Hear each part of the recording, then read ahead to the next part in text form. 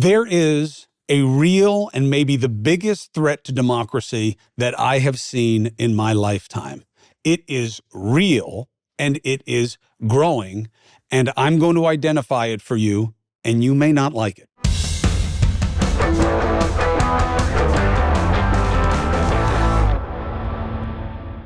I am Chris Cuomo. Welcome to the Chris Cuomo Project. Here is the threat to democracy. I'll start with what it is not, okay? Kamala Harris is not a communist and not a threat to the democracy on that basis. You can like her policies, you cannot like her policies. Tim Walz is not a Manchurian candidate, okay? Just because you want that to be true because it makes it easier to campaign against them doesn't make it a fact. It's not even a good feeling. They are not a threat to democracy. Maybe the country does better, maybe it does the same, maybe it does worse, but it's a different proposition. Donald Trump is not a threat to democracy. Project 2025, it's conservative values. Like them, don't like them. Unitary executive, giving a president more power. It's not the same as making him a despot or a dictator, okay? Getting rid of the Department of Education. I don't like the idea. It's not destroying democracy. And the distinction matters. Neither is a threat to changing America's institutions. I don't believe that. But Project 2025 says he wants to replace the bureaucracy with his own people. Yeah, it's also not going to happen. And even if it did, it wouldn't destroy the institution. It would just put a bunch of people in there. And by the way, he could barely fill his judgeships. He barely staffed his administration. Go back and look how many open places there were. They'll say, oh, we reduced the size of government. No, you were inept at hiring. It's harder to do than saying it. So I don't believe in the threat. Now, you may find that unsatisfying because you want Trump to be bad. He gives you enough ammo. The truth is enough.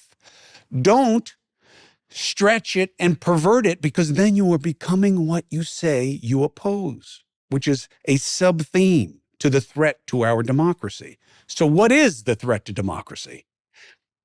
People on both sides, people in power, saying out loud that they want to control what you get to hear and see.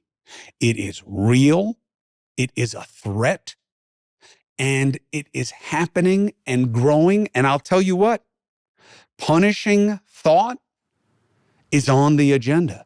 And I just heard it from someone who's not a kook, not Alex Jones, not Tucker Carlson, one of the most sober and intelligent politicians of our time, Hillary Rodham Clinton.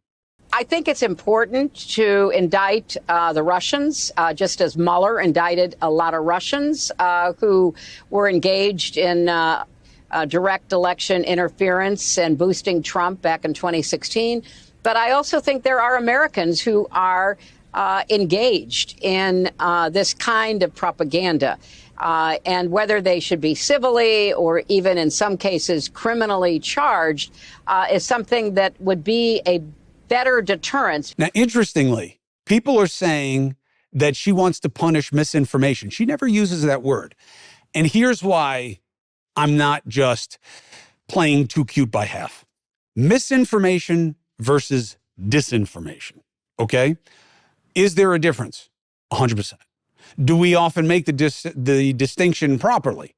No, but a lot of us are stupid and clumsy and lazy. Misinformation is they're eating the dogs, they're eating the cats, they're eating the pets in Springfield.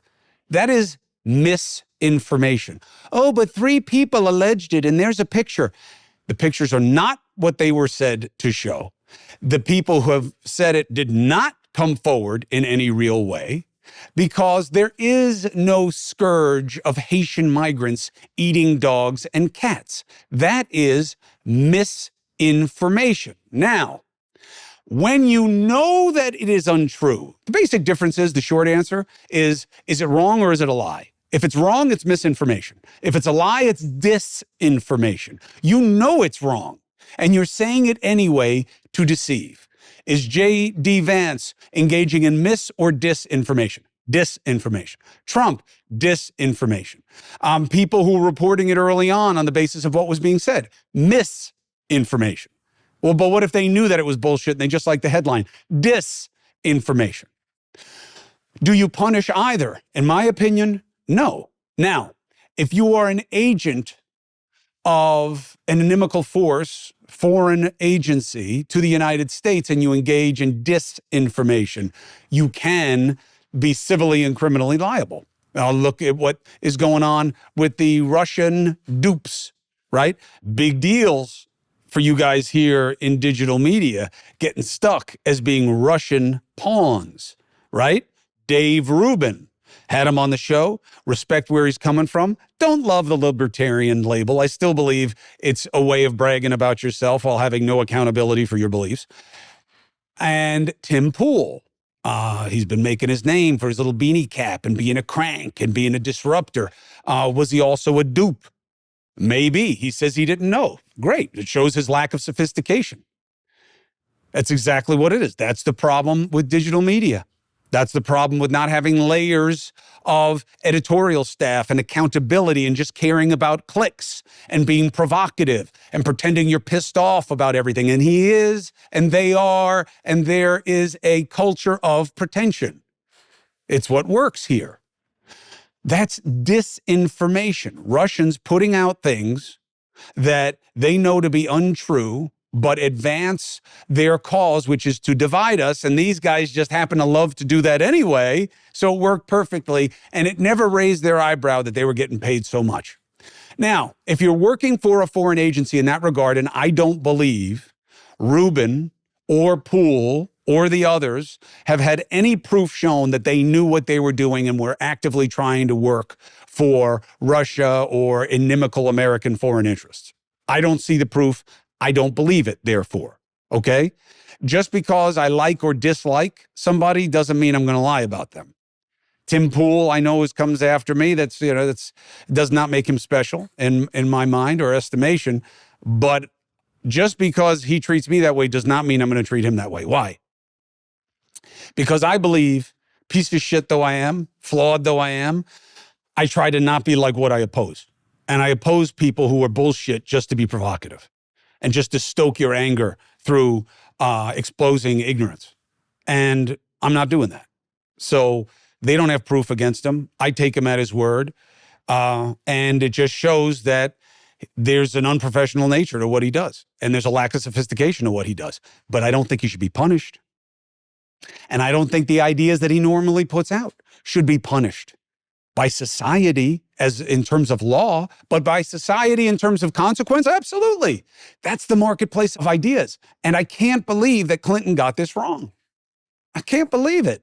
I can't believe that she is actually going to lend credence to the idea that people want to use government, use the administration of justice to advance unjust ideas, notions, and propositions. There has to be a civil or a criminal. No, there doesn't. You have to be better at defeating bad ideas and exposing them as bullshit. Yeah, but people are believing them. Look, this is a challenge, okay? But you have to be very careful that the cure isn't worse than the disease. You have to be careful that your proposed cure is not more toxic than the disease. Misinformation, disinformation, bullshit, hate, malice. Social media has magnified all of it. The good news is that social media is not reality. It is an exaggerated form, a hyperbolic form, an opportunistic, exploitative form of society. That's why you feel less connected to what you see in our politics. I don't get where these people are coming from. I don't get why they're saying this. They seem nuts because they are compared to you. You're a critical thinker. You act out of compassion and community and mutual concern. Maybe that's because you're Christian. Maybe it's because you're an ethical humanist. Maybe it's because you're religious. But that's how you live your life. Do unto others as you would have them do unto you. Help where you can. Cooperate. Listen, understand. That's real life. That's what you teach your kids. That's what you want in the workplace. That's why you have the relationships that you do. That's not politics. Politics is all about advantage, and it has been turbocharged by a binary bullshit zero-sum political system of just two parties that have gone to the bank, taken to the bank, this proposition of which is worse. And social media has magnified it. So our dialogue is now dominated about what gets the most resonance, most clicks, the easiest to cover, right? For people like me, social media. We use it as a proxy for Vox Populi, the voice of the people. It is not that. It is the voice of the fringe. So you do have a lot of shit that advances fringe agendas being dumped on you as truth. And sometimes the media plays into it, and sometimes they play against it, but the media is caught up in it and has been diminished by it. Support for the Chris Cuomo Project comes from Ground News. Now look, I know I'm in the media. I know I work for News Nation and I have my own podcast, but I don't believe in closing out other brands that can be helpful to you. And one of the big problems, especially when it comes to social media, is how do you understand what is BS, what is misinformation, what is disinformation? What do you do about it? Ground News. I don't work for them, but I believe in what they're trying to do. Website, app, helps you make sense of the news by doing what? They are an aggregator and a curator, okay? They gather related articles from around the world in one place so you can compare coverage. They help you do the work to be a critical thinker. You can get context about the source of your information. Is this news outlet political? Are they partisan?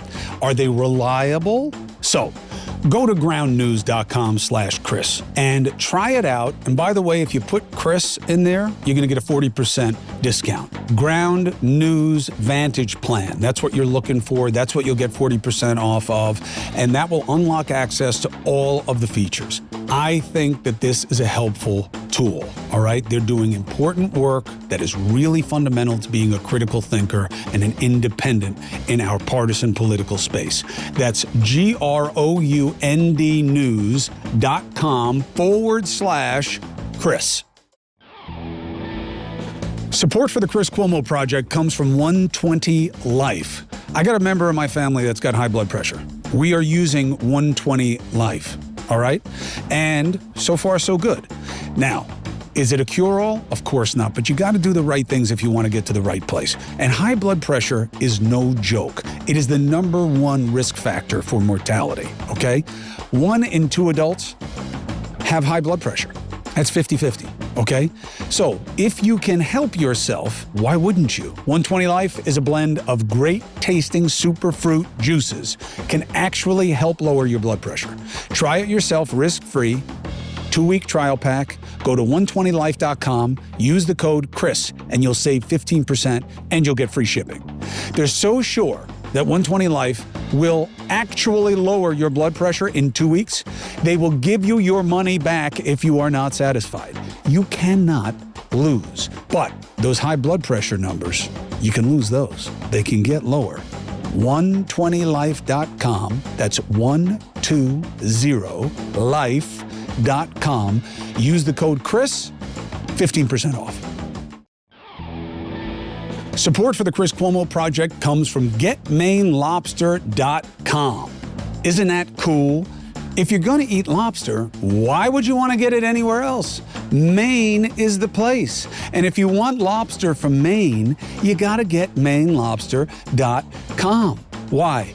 It's the #1 lobster delivery service in the USA. It's not me saying it, it's Good Housekeeping. They got 16,000 5-star ratings. I mean, what else do you need? Whether you're going to throw a party or it's for you or a special someone, lobster always is the winner. I mean, come on, it's top shelf any day.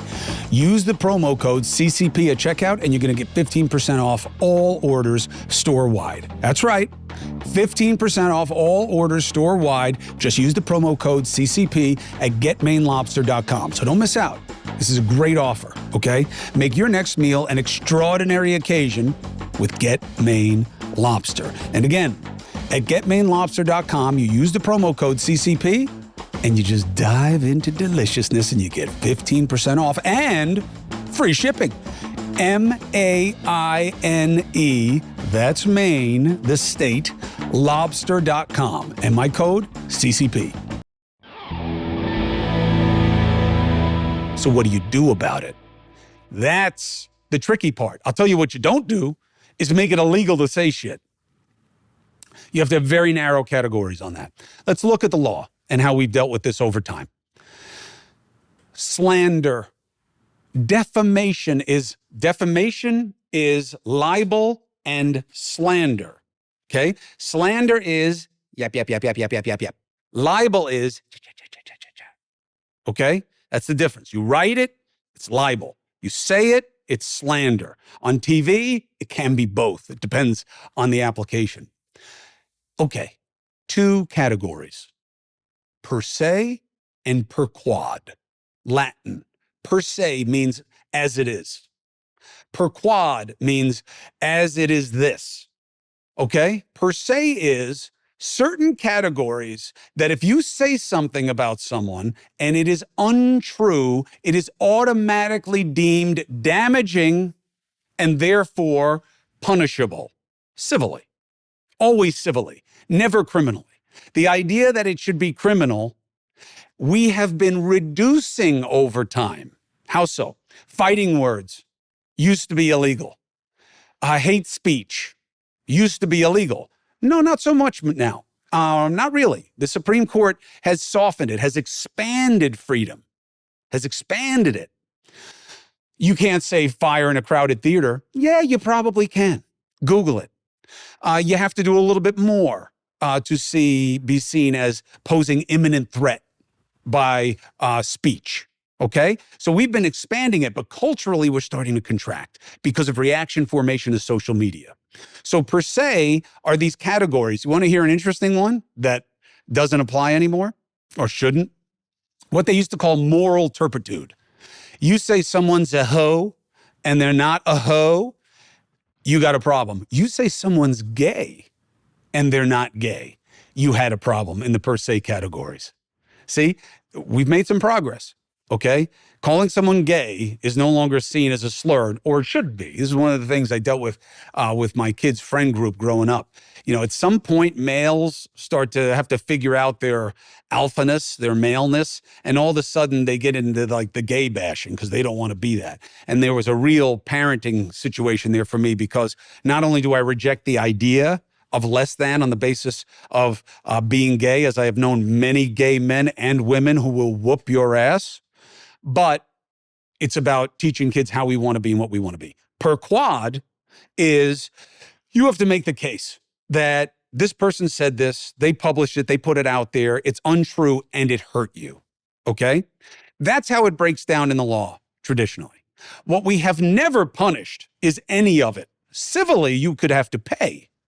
But in terms of putting you in prison, no. Now, the suggestion that you should be put in prison because it's more dangerous and damaging now, I get that the challenge is more scary. Social media is scary. The amount of bullshit is frightening. What do you do about it? Okay, legit question. I'm not sure about the answer, but I can see when an answer is wrong. And Hillary Clinton is wrong about this. You already have civil protection for defamation. But this is something different. These are ideas that aren't specifically destructive to you. It's not Kamala Harris is a commie. And by the way, why can't she sue if she's not a commie? Because she's a public person. There's a different standard, okay? And then what did the law decide? Reckless disregard of truth. New York Times v. Sullivan is the seminal case for malice aforethought, of reckless disregard of truth. What does that mean? You said something, you reported something that you knew was untrue and damaging and did it anyway. I believe I've been victimized by this. Doesn't matter. I'm a public person. It's very hard to prove that people knew that what they were saying about you is untrue. And public people This is what they signed up for, including me. I want an audience. I want you to regard what I say. So I have signed up for a level of scrutiny that you don't have to tolerate as a private citizen. And I think that's okay. It can be really frustrating, maddening even, but I get where the law is on it. So now we want to change it. How? Well, what do we do about all this bullshit online? I think part of it goes to the platforms. And I think they get too much of a pass. And here's why. I always understood the initial reckoning of Section 230 in the federal law, which is what? It gives platforms like Facebook or Meta or whatever you call them now, or Twitter or X, whatever you call it now, a release from being seen as publishers. Like News Nation is a publisher, ABC News, CNN, publishers. And you have a responsibility under law and an extension of liability under law. And they were released from that. Why? Because it was deemed that they can't control the content that comes in. They're not putting it out. They're taking it in. And it's coming from all these different sources. I don't think it's as true anymore. Why? Because these mofos know how to put their ads and maximize search engine optimization, SEO, so they have some way of knowing what kind of content is coming in and understanding it in areas. And I believe they can do more and do better with content moderation. And I think that they should be transparent about it, and we should know what it is, and you should make decisions about where you want to be and don't be, because they have their right. No shirt, no shoes, no service. That's a real law. This is a private place. Oh, but my First Amendment rights. We don't understand what that means. I don't like that you won't have me on your show. You're abridging my First Amendment rights. Is it PBS? No. You don't have any right. You don't have any right. No, yes, I do. I have the right to say whatever I want. No, you don't. And the First Amendment protects us against the government making laws that abridge our speech, which is what Hillary Clinton is talking about right now, which I find very threatening. That is First Amendment. The idea that you shouldn't get beat up on social media for saying something, you don't have any right to be free from consequence of what you say. That's not how it works. And we need to magnify that. The marketplace of ideas, Mickle John, look him up. The best idea must win. No censorship. The best idea must win. And it is easier to win when you have this flood of effluvium, of bullshit being out there. It should make this easier in one regard. It is easier. There should be more of a commodity. I've actually thought about doing a show like this, where all I do is fact check. What's true, what's not, what's true, what's not. And I don't even think it would be that hard to do. I think you could do it every night. I think there's enough out there that you could do it every effing night. And maybe that show will come up, and maybe it'll become marketable, and then everybody will do it. And maybe that will be what gets us to a better place. But I'll tell you what won't. I'll tell you what won't. AI is a challenge. Social media is a challenge. We identify it as an exaggeration. I know that there are clips of me out there saying things about products, and it ain't me. If you don't see an ad on this podcast, it ain't me, okay? You will never see me. You'll never see me really being an ambassador for a product anyway. Would I? Maybe, but I never have. So they're all fake. What can I do about it? Almost nothing. That's frustrating as hell. We need solutions. I do not think we will find them by punishing ideas. I don't know why Hillary Rodham Clinton is saying that. I get that it is playing to an appetite on the left. There's some of it on the right as well.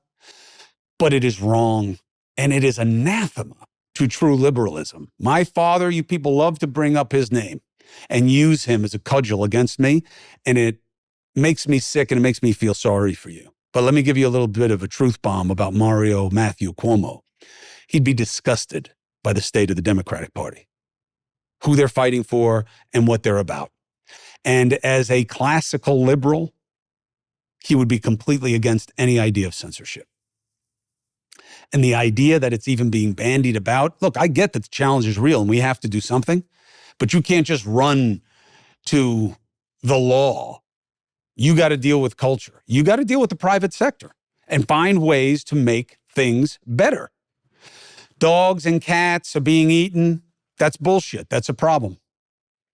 People coming at me and saying I was wrong to reach out to Trump and say, I worry for his safety and I'm sorry about what he and his family are going through because he deserves it, because he puts hate out into the world, so this is what he gets.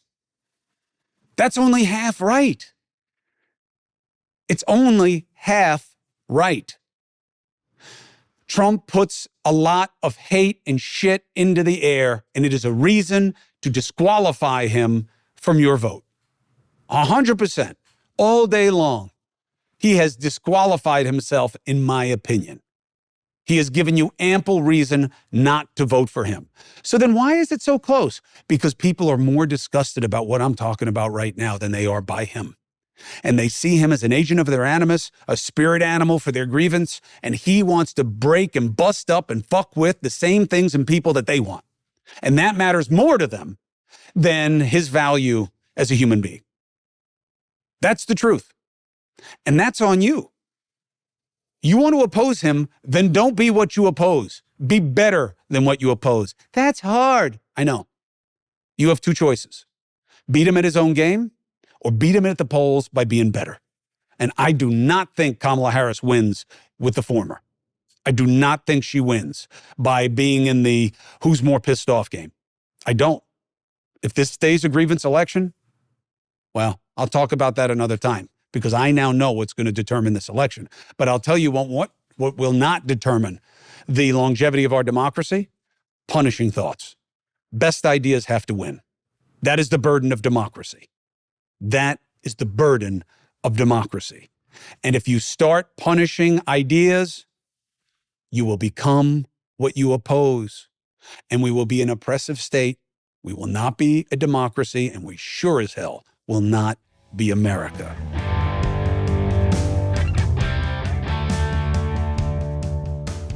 What do you think?